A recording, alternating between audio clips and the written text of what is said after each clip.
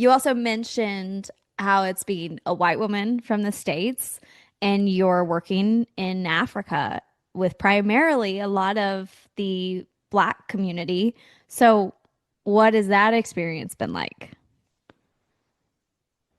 Ugh, a learning experience. I'm viscerally aware of where I'm from, what my upbringing looked like, and I try to be cognizant of that in the work that I do, but also stick to my truth and that it's allowed me to do the work that I do and be of service to another community. It's funny, I have so much to learn and grow in this space. I'm the first to admit that, but I will also say from my experience, have observed this as a very strong Western conversation. And that does not mean that these themes are not deeply rooted in colonialistic roots. I acknowledge that.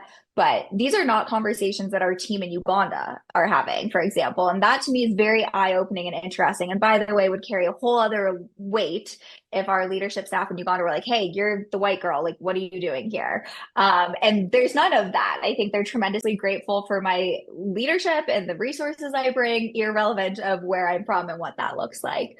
Mm. So I think that's another perfect example of where I have an obligation and a duty to be educated about this, and I'm responsible to this narrative, but also I'm not to be distracted by it and let it deter me from just day to day doing some really good work.